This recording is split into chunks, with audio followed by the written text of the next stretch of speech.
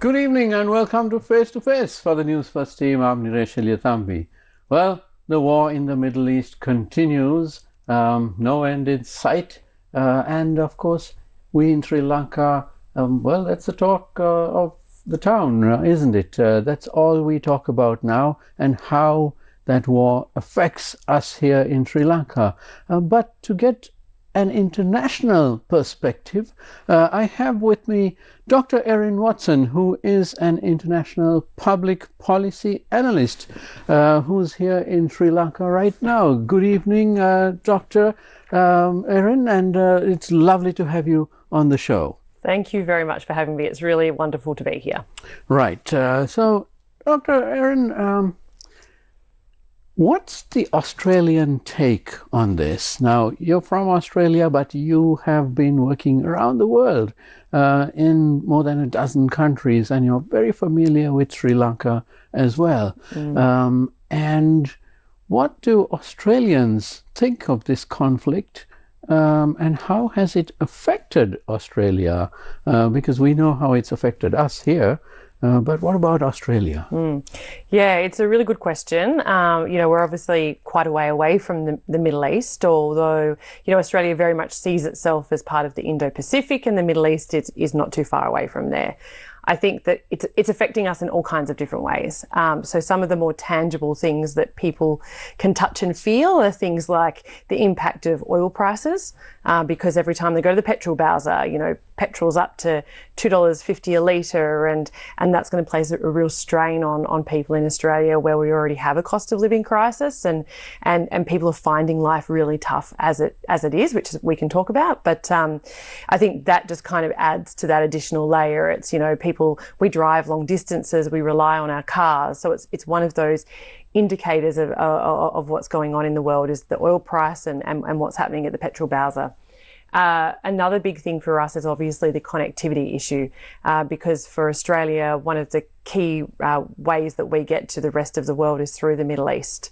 We have huge diaspora in the Middle East, expat community in the Middle East. The numbers are extraordinary. So we have a huge consular response there now, one of our biggest ever, trying to help all of, the people who are in the region.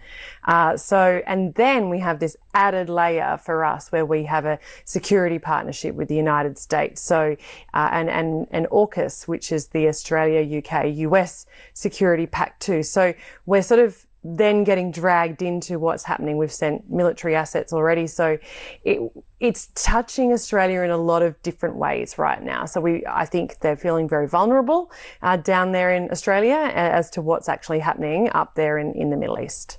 Right. Let's talk about connectivity, because Australia is very strongly connected to Europe, or was before this conflict started, especially to the UK, because many Australians have family and friends in the UK, or they studied there. Generally you would take a flight which would be landing, it would have a stopover in the Middle East, and now that's a complete mess. So how do Australians deal with this now? It's interesting. I just want to sort of pull you up on something you mentioned there with that strong connection to the UK, because like I kind of mentioned before, I mean, Australia very much sees itself as part of the Indo-Pacific region. That's its backyard. And if you look at Australian demographics now, over 50% of Australians are either born overseas or have one parent born overseas. And the big countries for those migration flows are China, India, and a lot of Asian countries. Melbourne has one of Sri Lanka's biggest diasporas in the world. Oh, absolutely. So it's very much part of the Asia region.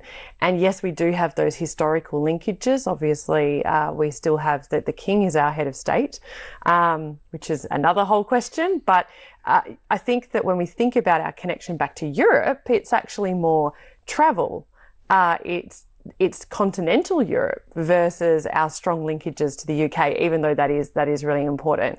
So Connectivity a really big problem. There's a few different ways you can go. You can go Perth to London direct, Rome direct, but they really rely on these places in case they have to stop over, which is a lot of the time weather dependent, is my understanding.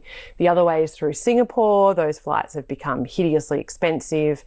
I know someone who went to Belgium on business a week ago. She flew from the east coast of Australia up through the US and around, which That's a very sounds long awful, way. awful to me. But, coming here to Sri Lanka last week, I had a direct flight from Melbourne, was not disrupted at all. And if I wanted to get to Paris, I could take a flight from here to Paris. So I think you've got a big opportunity here to capture some of that market that is more reluctant to head up through the Middle East now, or can't. I was down at the World Trade Center yesterday, and the Qatar office is there. And there's just a line of people and travellers who are all trying to get home from here, obviously. But it's something that Sri Lankan Airlines can jump in on as well. So we need to think a little bit more creatively about how we get places. Right. What about the political fallout of this in Australia? You've had a lot of turbulence in the Australian political system over the last couple of years, perhaps. But is there any effect on Australian politics with this war? There's a couple of different ways to look at it. So one of the things I find quite interesting is that, as I mentioned before, the economy hasn't been going that well in Australia. Interest rates are about to go up for the second month in a row. I think that most economists are predicting that will happen next week. People's standard of living has really declined in Australia. People are feeling that cost of living pressure really post-COVID. Inflation was really sticky in Australia. So while 7% inflation doesn't sound big in a lot of parts of the world, it was in Australia. And that kind of stuck around. We have a very uncompetitive economy. So you have a couple of airlines, a couple of shopping, like a shopping centres, your Coles and your Woolworths, and you have one of the least competitive banking sectors in the world. So it's the most highly concentrated in the world. So costs are really, really high as it is. And with this war, some of the criticism is, well, with this budget that we're about to approach in May, that the federal government can very easily blame the war when it comes to our macroeconomic indicators and how things are tracking in Australia. So there's some political leverage. They can use the war, actually, in a way. So I think that that's something that is sort of to be seen. But on the other hand, as you mentioned, part of the challenge in Australia has been the political fragmentation, which you've seen in lots of other parts of the world, but it's really hitting home in Australia. The Labor government won by a landslide in the last election, and the opposition Liberal Party, National Party coalition has really struggled to find its feet in Australian politics since then. And as a result of that, we've had this rise of One Nation, which is now polling ahead of the coalition in South Australia, which is going to an election soon, and federally. Now, that's really unheard of in Australian politics. The question is how will that translate to the polls in an election, or is it just that centre-right voters don't have anyone else to vote for? So that's a phenomenon we've not seen. One Nation is not an anti-establishment party, like we've seen in other places, even with Donald Trump. He was, very much taking the Republicans down an anti-establishment route and very, disrupting right-wing politics in the US that way. In Australia, this is led by Pauline Hanson. She's been in politics since the 90s. She is the establishment. But what they've been able to tap into is cost of living, Australian way of life. This is a really big conversation in Australia. Immigration, and with what's going on in the Middle East, it just kind of feeds all of those narratives. So how do we have more sovereign capability? How do we bring our industries back on shore? How do we have the Australia that we used to have? Because we had 30 years of uninterrupted economic growth. And now, for the first time in perhaps generations, we have a political class, leadership, having to navigate through much more uncertain times for Australia. And it's becoming a real challenge for our leaders and for people, hence why they're off wanting to vote for One Nation. Right. Okay. Now, you mentioned the strong linkages that Australia has with the rest of Asia. Do you see this conflict sort of bringing Asia together? We're talking about South Asia, Southeast Asia, the Far East, Australia, New Zealand. Is it likely to result in these regions getting closer together? Yeah, I think so. I mean, we've already seen a trend over many years of smaller countries, but smaller groups of countries working together. So, for example, the Quadrilateral Security Dialogue, which is the US, Japan, India, and Australia. You see smaller groupings of countries banding together. Australia is now security partnerships with Indonesia and Papua New Guinea. That's hedging against the US, obviously, and realising that can we rely on the US in a time of crisis? These are the countries that are right on our border that are really critical and essential for Australia's security. So we're starting to see these sort of shifts and changes. Australia overwhelmingly depends on countries in Asia for its economy. So if you look at our top 3 exports in Australia, iron ore, coal and gas, they go to, first of all, China, Korea, Japan.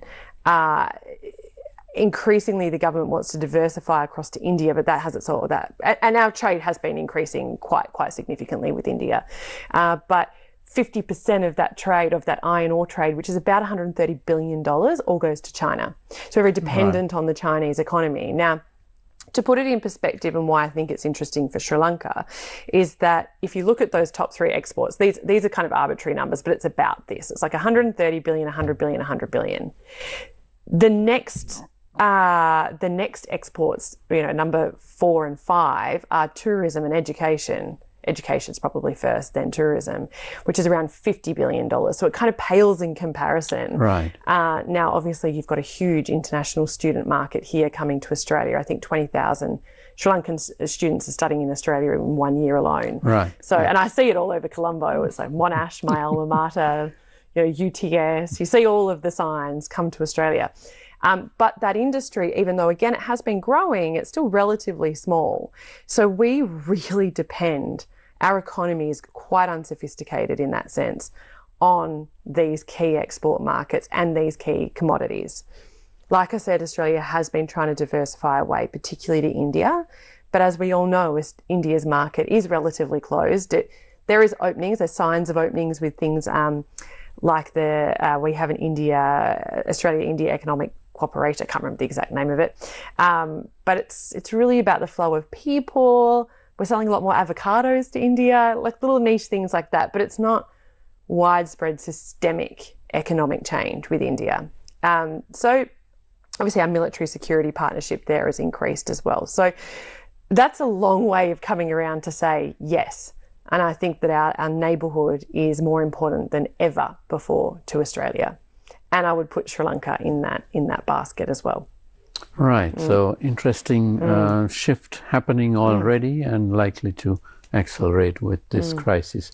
You mentioned the security agreements with the US and now with, of course, other countries as well. But when it comes to the Middle East, we have already seen Australia sending some assets to the Middle East, although they're not perhaps actively involved in what the US is doing. But is there a growing fear at all that Australia would be dragged into this in a more military way? Yes. And we've already seen in Parliament this week some of the phrasing from one in the Senate. There was a conversation, a debate, whatever you want to call it, between a Green senator and our foreign minister on the phrasing and how we talk about the war. It's like, are we at war or are we just, defending ourselves? Like so there is a debate in our Parliament, which obviously then translates into public debate. I think Australians are very cautious about being dragged into another war in the Middle East, as we have been before. People are less trusting of the US than they have been before at times where we have been dragged into conflicts in the Middle East. So I do think that the public sentiment they are worried. However, Australia and the US we don't like being seen as the deputy sheriff in the region, which is how we are often seen Right. by other players. You know, we're the US deputy sheriff. We're here keeping an eye on things and the military outpost for the US.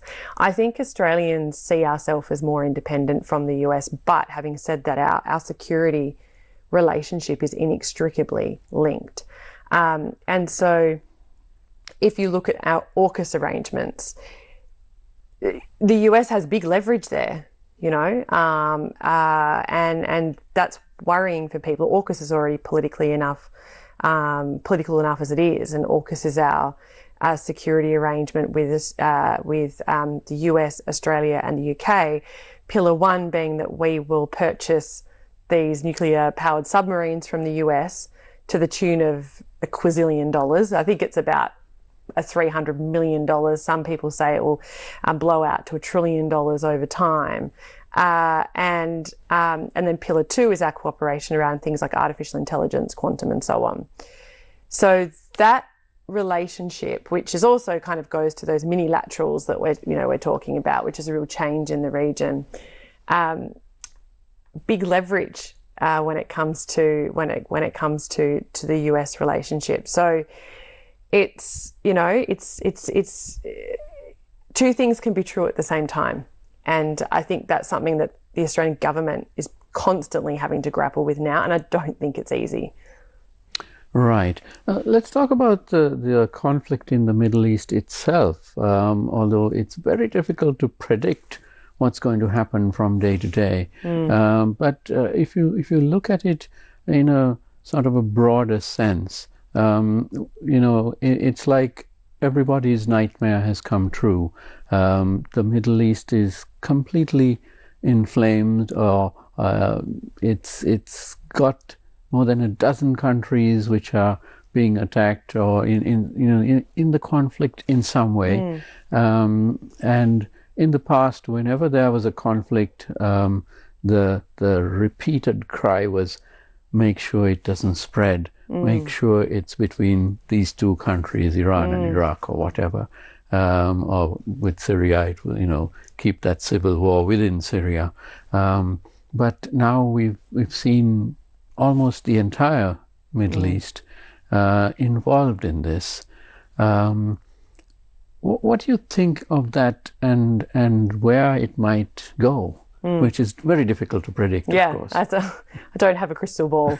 But you can make some observations about where we're at. And, in Australia, I remember back in 2017, I wrote a paper which with a Professor Tony Milner in Australia, who's a very esteemed Southeast Asia expert. And we wrote that Australia is living through the most contested strategic times since the Second World War. That is something that our political leaders love to roll out today. They all say that this is the most contested time. And I kind of think, well, actually, all time since then, we are living through the most contested time. It's constantly more and more and more contested. And I think that the world has fundamentally changed then. We had sort of this period of stability, perhaps after the Cold War, with US hegemony. And now we live in this much more multipolar world. You have a lot more really significant key players like the US, like India, to an extent places like Indonesia, although I don't think that they are on the same trajectory as perhaps India that we might have said a few years ago. So it is a lot more complex. The US doesn't have, like I said, dominance over the world and the region that it did post-Cold War, when Fukuyama said it's the end of history, democracy in the US, and that's kind of it. It is a lot more complicated. And the other thing I think is interesting is the Middle East has done a lot of work on trying to open up to the Western world, and trying to open up to the global economy, and trying to open up to a much, to new tourism, and trying to then diversify what their economic strengths have been too. So any observers of Saudi Arabia, which I've actually never been to Saudi, but I was involved with the G20 during their G20 summit, which was 2020, I think it was, and it was deep COVID, and I was in a 2-year lockdown in Melbourne, but we participated online, and they had gone through significant reforms bringing women into the workforce, removing guardianship rules. Then they were bringing in the social media influencers and really promoting tourism. There was Neon, which then hasn't gone as well as perhaps MBS would have liked. But real reform to try and open up to the world. The UAE on a very similar path. I mean, they were sort of much further ahead than Saudi. What does this then mean for them, particularly when they were trying to diversify, bring global business to places like the UAE and Saudi? Right. That's going to be a real challenge for them next. So where does global business go? If not, I mean, Singapore will be, there's a huge opportunity there. They obviously benefited significantly post China and Hong Kong. Mm-hmm. I might say Sri Lanka has a huge opportunity. I think that people maybe need to shake off some of the assumptions, but you have a very friendly environment for international business now. You have favourable tax rates for international business as well. So where then do they go? And the other point that I'd like to make is that you have a very different stakeholder all of a sudden, and that is the expats that live there from places like the UK, Australia. I know friends of mine who are living in basements right now because you've got drone attacks and interceptions of drones, and they all love to say the government's looking after them, but you have a whole new group there now, for better or worse. Like I said earlier, probably worse, but what kind of political pressure does that put on when it's all of a sudden Australians who are the collateral damage, or the British who are the collateral damage? Does that change? Right. Do you end up with a protracted war like you did in Syria, when all of a sudden the Western world is wrapped up in it in such a tangible way? Like I say, for better or worse, but does that mean there might be a solution faster? I'm not sure. Right. We need to take a short commercial break now. I am with Dr. Erin Watson. Don't go away. We'll be right back.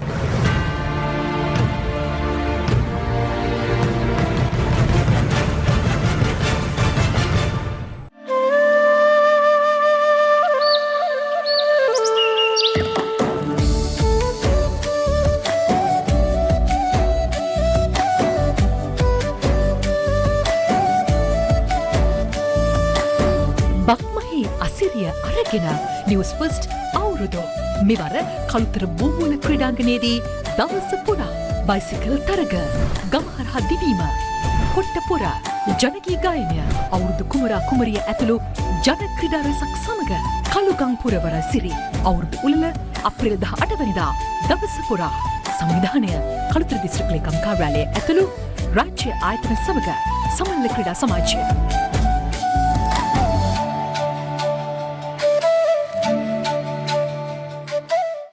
ළමයා දැන් හැසිරෙන නිකන් මං ලොකු වැරද්දක් කරපු ගානට. කොහෙ ගියා? මොනවා කරත් අපි දාලා යන්න පාදක්. ආම්දර මොකද්ද කිව්වේ? මෙන්න මෙයාව අරන් යන්න ආන්ටි. මොන වදයක්ද මේ? ඇයි මේ කෑ ගහන්නේ?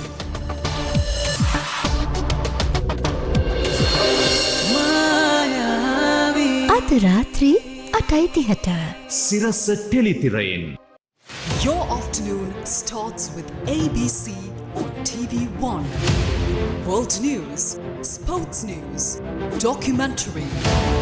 Stay informed, stay ahead. Every weekday, 12:30 p.m. to 6:30 p.m. ABC Afternoon, only on TV1. මට බය තියෙන්නේ වාසිත් සර් ලංකාවේ යන්න කලින් මේ ප්‍රශ්න කොනක මිස්වත් පටලයි කියලා. හස්බන්ඩ් හම්බෙලා ඇත්තම කතාව කියන්නද? එපා. එයා මේක ඇත්ත දැනගෙන ආයෙ ආවත් මට ආයෙ මේ මිනිහා ඕනේ නැහැ. අපිට උන් එක හැප්පෙන්න පුළුවන්. අපි හැප්පෙන්න ඕනේ. මොකද උන් දැනගන්න ඕනේ උන් ජීවත් වෙන්නේ අපේ සල්ලි වලින් කියලා. මගේ පෞල් ජීවිතේට මොකක් හරි අනතුරක් සිද්ධ වුණොත් අන්නේ අනතුර ඒ විදියටම මේ පෞල් ජීවිතේටත් සිද්ධ වෙනවා.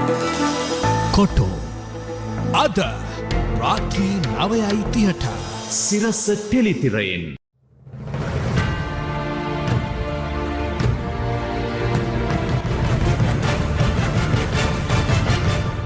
Welcome back to Face to Face. I'm with Dr. Erin Watson, who is actually the founder and CEO of Baker and York, which is a Melbourne-based advisory firm, which interestingly has an office in Colombo. And it specializes in public policy research, strategy, and advisory services. She is also the founder and chairperson of the ALELD, which is the Australia Latin America Emerging Leaders Dialogue, a board director of Koala, which is the Council on Australia and Latin America Relations, a director of Hilma's Network, and we will talk a little bit about that later, an adjunct fellow of Griffith Asia Institute, and she holds a PhD from Monash University, as well as qualifications from the University of New South Wales and Swinburne Institute of Technology, and of course has worked in many countries and is widely traveled, and no stranger to Sri Lanka, obviously. Now, Dr. Erin, you mentioned that this may be an opportunity for Sri Lanka, and let's discuss this, because in Sri Lanka we tend to take a long time to shift our focus, and right now, yes, the global situation has changed. The regional situation in the Middle East has changed drastically. And may never be the same. So cities like Dubai, Abu Dhabi, and Kuwait and so on will suddenly have a different reality, which could actually affect and change our reality here. So do you see this as a possibility for Sri Lanka to sort of step up in the South Asian region? The short answer, yes. Let's go with the long answer now. When I look at Sri Lanka, I'm ever the optimist with places. I've spent a lot of time in, traveling around a lot of emerging economies. You mentioned my work in Latin America. I went out to Latin America with the G20 in 2018 and realised that we didn't do a lot there with Australia, and there was an opportunity to build something there. And now I sit on a government board focused on Latin America, and there's a real strategic opportunity there now. So this is 8 years down the line. We're looking at, critical minerals and BHP, one of our biggest company, drawing their profits from countries in Latin America. So I sort of go places and I like to see what's there and think what actually could be happening in this place that we can kind of tap into. The last couple of years, I've done a little bit of work in Central Asia, which is another region that has enormous opportunity, significant geopolitical and economic challenges, being many post-Soviet states, many reliant on Russia in terms of their economy, similar to Australia with China, but huge opportunity in terms of highly educated populations and so on. And then when I look at Sri Lanka, now I've been coming to the region since 2011, so 15, 16 years, but really only came to Sri Lanka in 2022. And that was a really difficult time. Very difficult time. Yeah, my husband, who's Sri Lankan, does some work, some volunteer work with a medical aid charity in Australia. And so we were here on mission with them. And we travelled all across the country, from Jaffna to Dehia to Kandia to, down the south and the west. And we got to see a lot of the country through a really difficult and challenging time. And then I returned in 2025 with the Innovation Island Summit, which I think you were at, that was hosted here in Colombo. And it was a totally different energy. Now, obviously, the President and the Prime Minister were at that conference and were delivering a different message about Sri Lanka. But the government can say one thing, but it was the people I met, and the young entrepreneurs and the young business people and the people working in media and television and then the cricketers that were there as well also helped, because that gave me a lot of credibility with the Sri Lankan family back home. But there was a different energy. And I remember sitting out at the hotel and just looking out across, the ocean and just thinking, you could look at so many different industries here. Pick an industry, invest in it or do something. And that opportunity is here. Now, whether that's partnering with someone locally or coming in on your own, which there is a really favourable environment to actually do that, there was something in that for me. And then over the last 12 months in a series of conversations after that and returning back as a tourist with family, we decided to incorporate here in January this year. Now, I actually found it for a country that ranks so low in ease of doing business, which probably relates to larger and bigger industries. From a service industry perspective, we incorporated in 2 weeks. Oh, that's fabulous. You don't need to go down and get the minister's blessing to incorporate here anymore. It's open. You have favourable tax conditions for international businesses as well, particularly if they're bringing in dollars of whatever variety it is, or foreign currency, in our case, Australian dollars. Those are all really positive things. I mean, if I go to a country in Southeast Asia, Singapore is different, but I need a local partner, often with 51% ownership. I need hundreds of thousands of dollars of US dollars in capital. And Sri Lanka's not like that. Sri Lanka is a lot more open. So, and then the people I've been able to work with and hire here, they're guns. They're absolute guns. Then you get here, and the city is an easy city. It's not when you think about big Asian cities, Colombo is easy. Now, that's coming from a position of privilege where I can stay very centrally and it is easy to get around. But if you turn up in Jakarta, getting from one side of Jakarta to the other can take hours. Getting to the one side of Delhi to the other can take hours. And the pollution levels are much lower. And it's aesthetically a lovely, the sunsets are beautiful. So you've got a lot going for you here in terms of attracting international business. So like I said, I'm the optimist and I like to see those different opportunities. Connectivity. Now, Sri Lankan Airlines has its own problems, but you do have a significant opportunity to connect people from Australia with the rest of the world, from the rest of the world into Asia with the Middle East crisis. So I see it in a very, very different light. You've had your ups and downs, but I think if people can see that, you've got something to sell. You really do. Well, that's a very refreshing perspective because Sri Lankans don't often think in this way, and we've so gotten used to all these, like the ease of doing business index, and we move up maybe 3 or 4 places and say, oh well, that's better than last year, but but it sort of hits our self-esteem as well, because we're nowhere near the top 40 or wherever. Yeah, I mean, look, the paperwork is a bit of fun. You go down to the bank and, it takes, I sat in there on Monday and it took 3.5 hours just to fill in the paperwork, and I had my lawyer helping me as well.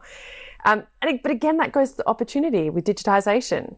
And I know the government, is working with development partners and investors like the Asian Development Bank and so on to go through that process. But again, if you can come up with a product, this doesn't have to be someone from overseas. It can be a local, can come up with a product to make, as a banking product or a payments product or whatever it is. You can do that here. Right. Because there are still those opportunities. I mean, India went on that journey years ago with the India Stack and Aadhaar and UPI and so on. But you haven't been on that journey yet. So if you're a young entrepreneur in Colombo, you have a whole range of different things that you could do in terms of business. Right. Now you've set up companies or offices in several countries. And you've worked in so many countries. Where would you rank Sri Lanka in that respect? Would be well, I've only set up an office in Sri Lanka, but I have looked at doing it in other places, and I've hired people in other places all around the world.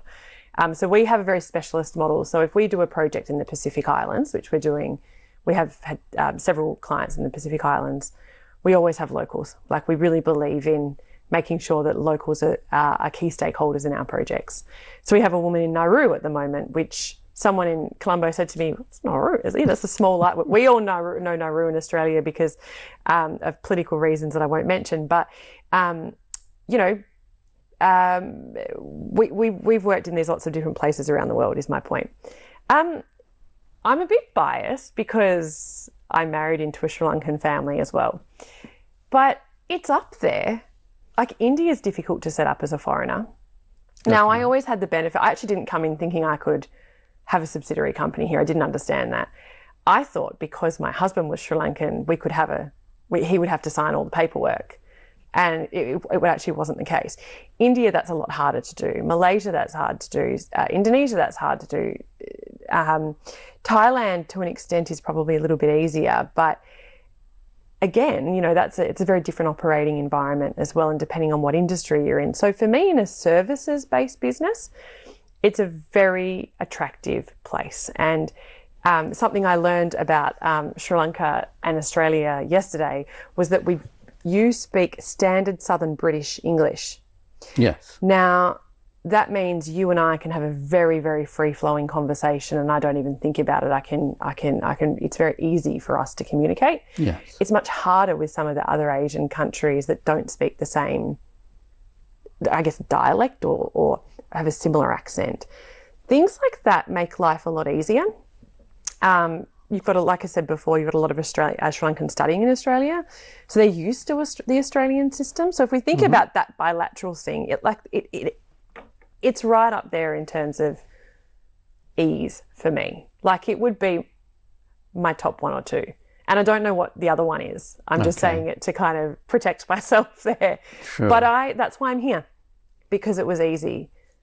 I didn't need any someone said to me, I had a lunch with someone who I met through an Australia-India network the other day in Melbourne, and she said, "So how did the government help with that? Like, what exactly did they do?" And I said, "Well, nothing." But they don't really need to. They don't need to. You don't need government intervention on either side. Now, that's services. It is different if you're doing manufacturing, or there are other layers of business that aren't mine. But in my experience in these kinds of industries, you don't need government intervention at all. You can just come and do business. And I kind of tell them post fact. I'm like, "Oh, by the way, I'm here," and they're like, "That was only an idea 6 months ago." So that's a really good thing. That's a positive thing for Sri Lanka. Absolutely, very refreshing perspective. Now let's switch to something else that you do, which is you are a director of the Hilmas Network. Would you like to tell our viewers what that is? Yeah, so Hilmas Network is a network that was set up to help promote and attract women to centre-right politics in Australia. So centre-right politics in Australia has not historically had great representation of women.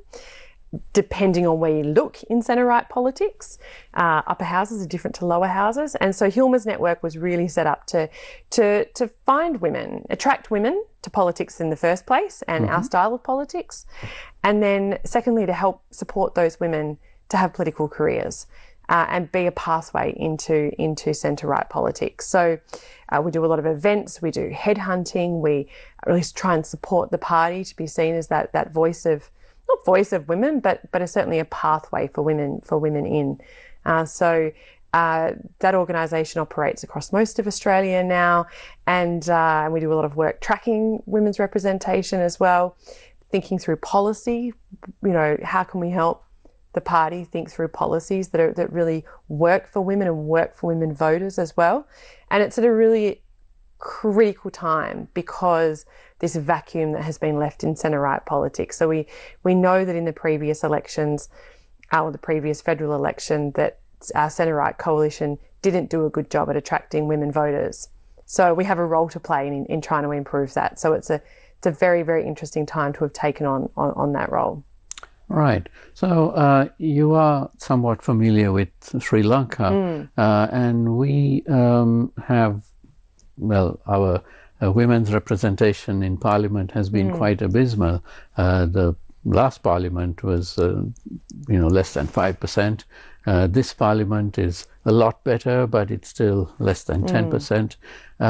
What would be your advice to get the number of women parliamentarians to increase? And it's quite interesting because in South Asia, all countries have had either a head of government or head of state who's a woman. Yes. And yet the tale behind that, because what I often say is you can't be what you can't see, but we've all seen it here. Mm-hmm. So why is it that then women aren't going into politics? Now, one argument would be quotas. Okay. I think politically they can be very difficult and problematic. And that's certainly what we have found in centre-right politics in Australia, is that quotas don't get through. Quotas aren't going to happen. There are targets, but we can't have quotas, which is also interesting because we actually have quotas for regional, metropolitan, male, female in the organisational wings of the party. Right. But when it comes to the political wing, there's a lot more hesitation. You've got to work with what's in front of you. And so pushing quotas is like pushing, it's just never going to happen. Well, it might in one day, but it's not going to happen now. But targets would be... Targets are one thing. They clearly haven't, there's a lot of examples of that not working. I think leadership is really, really important. So in the state of New South Wales, the New South Wales division, there is gender parity. I know they're in opposition at the moment, but that really came down to the previous Premier and opposition leader just making a decision that his cabinet would have these women in there. Mm-hmm. And so that kind of top-down leadership is really, really important. But also just promoting politics as a place for women, I think, is a really good start, and in your style of politics too. So that's a really big role that we want to play is, when you come to a Hilmers event, it's a lot of fun. It's young professional women, we get together and it's more of a social environment. And so just trying to attract women that way and making sure you've got young women in their 30s and 40s as part of that network who can help mentor you and sort of bring you through. So I think that's an important part as well. But women seeing politics as a pathway that they can take. In Australia, there's a few other things that have happened. Like there's a big program called Pathways to Politics, which is not a partisan program, but the whole idea is to bring women in who are kind of thinking about political careers, right. and they give them the sort of the capabilities that you need. So they, that culminates in a big speech in Parliament House and how to present yourself for pre-selection, and they get speakers in. Well, pre-selection is like our primaries. That's been really successful. Lots of women have gone through all kinds of politics. So the Greens, Labor, Liberal, through that program. They've often gone into local government, then state government and federal. So that's a really good example. Now, that took a philanthropist to put the money in and say, we're going to back women in this way because we need more women in politics. So I think things like that can be done. And you've had a lot of political instability in Sri Lanka. So why, therefore, would politics be an attractive career to women? So perhaps when there's some more stability ahead, women might see that as a viable path, particularly the more democratic. We've got a female prime minister, which is fantastic. And so you might start to see that change down the track. Mm-hmm.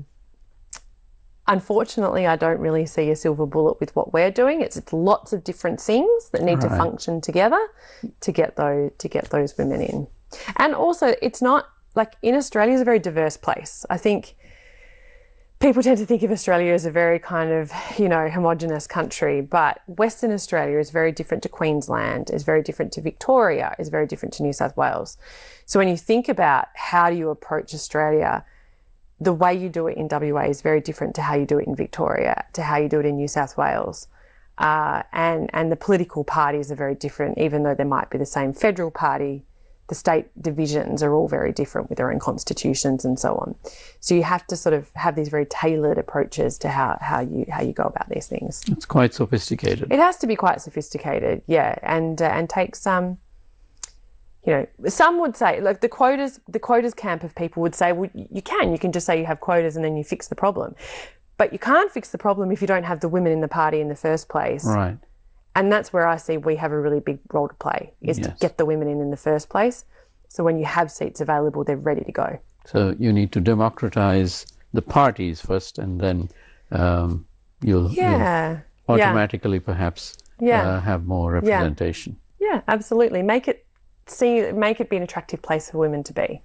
And I think that's where we've got work to do after the last federal election. Right. interesting thoughts, which I hope that our political parties would look at that a little more seriously. And I'm afraid we are out of time. My thanks to Dr. Erin Watson for joining me this evening. It's been lovely having you and having the Australian perspective on things.